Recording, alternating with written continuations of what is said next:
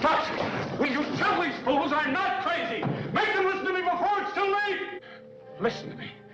Please listen. If you don't, if you won't, if you fail to understand, then the same incredible terror that's menacing me will strike at you! Now, this is a story all about how this series got flipped, turned upside down. And I would like to take a minute, so just sit right there. I'll tell you how this series got over the Red Scare.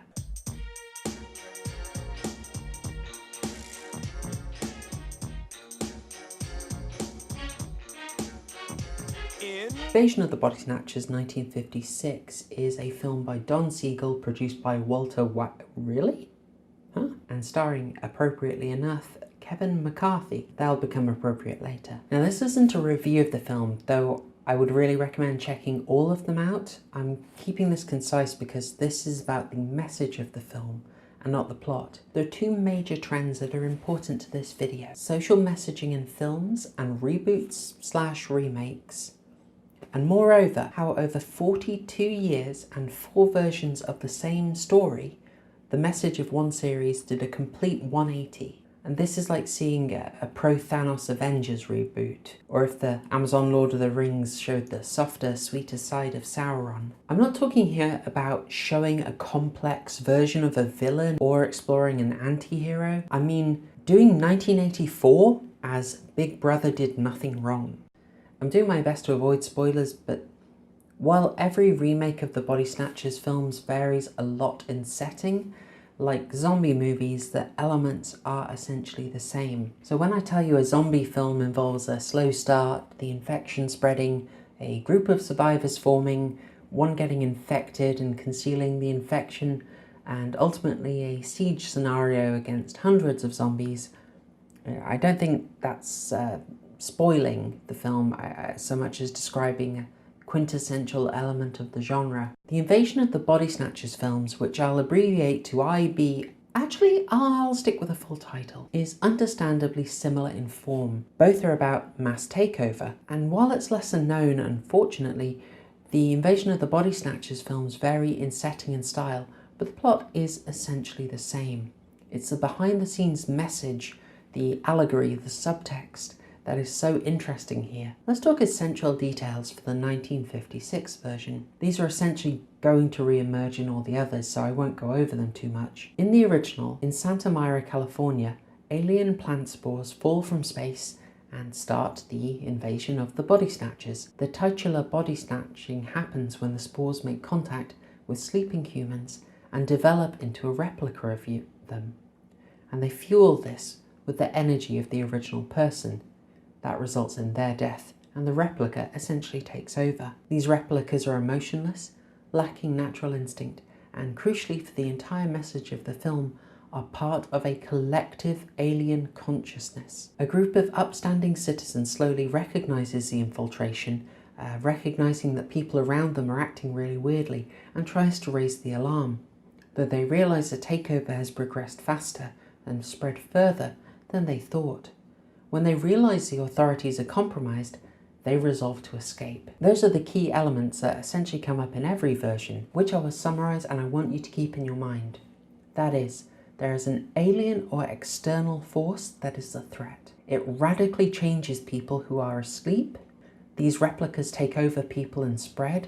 The replicas are a collective consciousness. They lack emotion. They take over official institutions, and they want to take over the world. Now, since I pretty much exclusively talk about the subtext and allegories behind films, you're probably already primed to be dissecting this. Since the first Invasion of the Body Snatchers was made in the 1950s, and heavily influenced by Robert Heinlein, although the original book is by Jack Finney, you shouldn't be surprised that the, barely sub at all subtext is a warning about communism. The first version of the film, the book, and Robert Heinlein's The Puppet Masters, which influenced the story, are all about the Red Scare. Now, in terms of symbolism, sleep is always very important, and it usually is talking about being consciously aware, not actually being asleep. A Nightmare on Elm Street is actually the very obvious exception to this rule, which I would feel remiss not mentioning.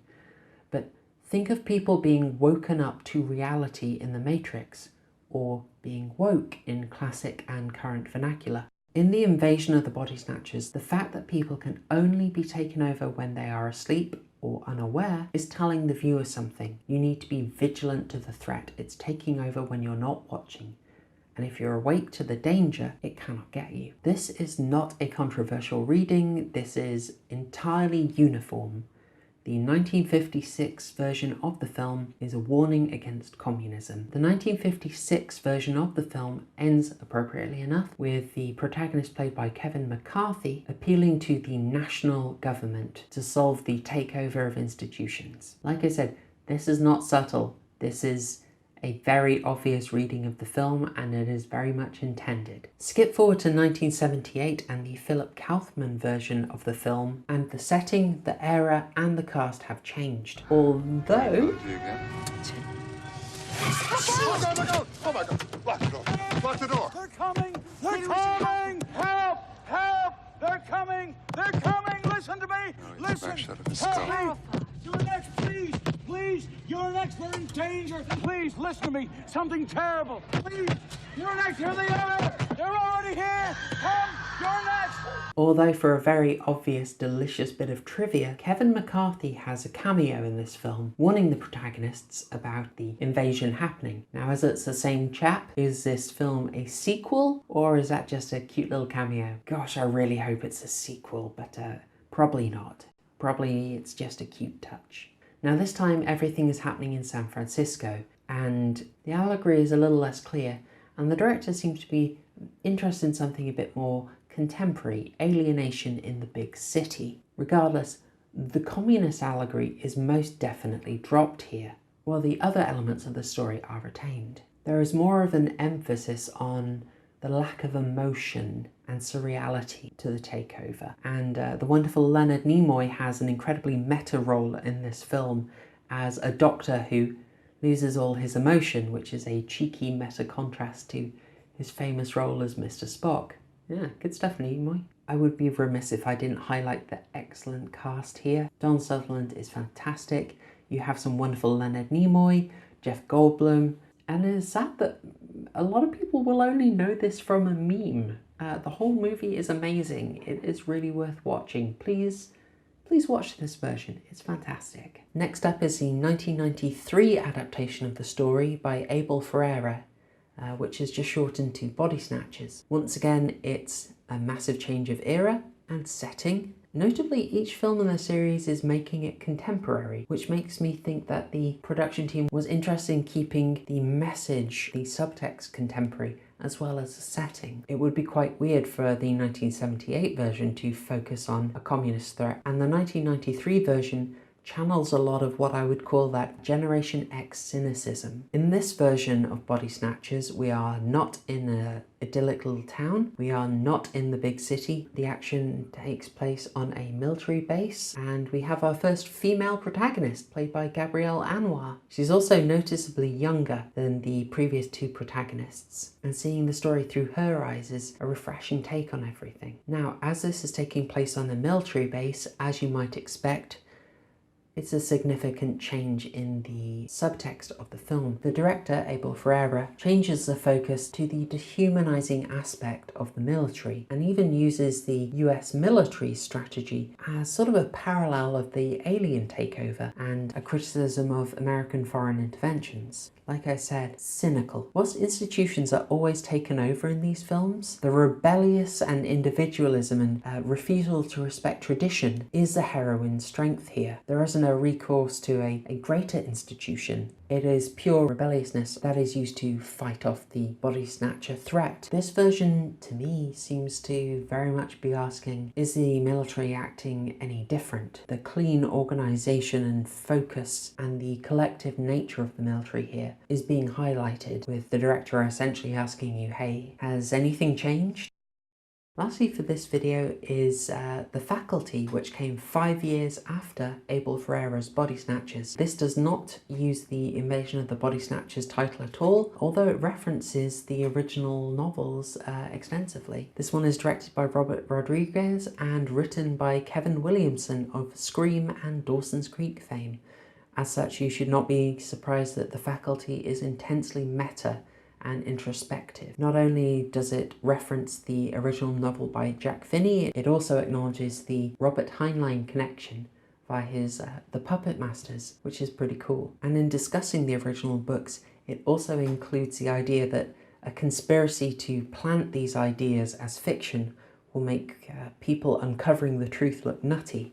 I think that's kind of a cute idea, and happily see a bit more of that element. It's in this final film, The Faculty, that we see the biggest pivot in the message behind Invasion of the Body Snatchers. As ever, we have a setting change. We are back to small town America. This is Invasion of the Body Snatchers happening in a school, and the authorities that become taken over and represent the threat are the school itself and traditional aspects of the neighborhood, such as the football team. In fact, the general school populace is taken over very swiftly, and it's very clear that conformity is the enemy. The lovable cast of rogues here, the outcasts, freaks and nerds, they are the heroes of this film. This is a film that is very much questioning the traditional institutions now. Not about preserving them, but seeing them as a threat. And the strongest evidence for this reading of it is a massive spoiler that I'm going to have to drop, so skip here to dodge that, because if you haven't seen The Faculty, I would like you to be able to watch it unspoiled. So skip here, dodge the spoiler, carry on. Good. Okay,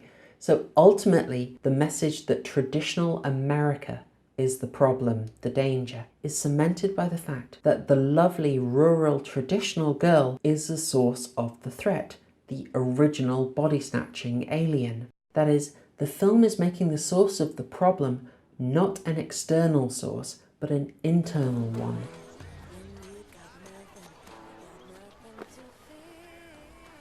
What are you reading?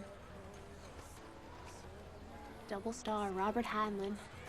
One of those science fiction people? Y'all believe in alternate universes and alien beings and stuff?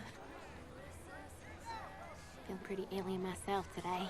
Wholesome American tradition here is the problem. American institutions such as high school and sports ball are the problem. So 42 years and 3 iterations later, this series' message is completely the reverse. Not about protecting American tradition, but uprooting it, viewing it with suspicion, and going from an external threat to an internal one.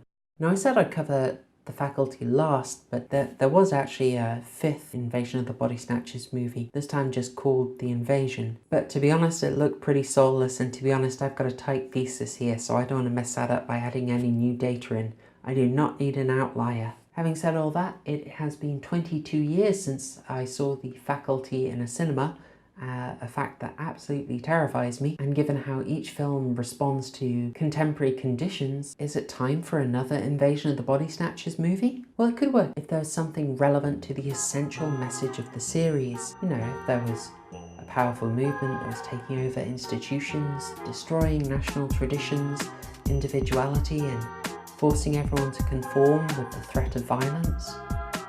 But hey, what's the chance of that?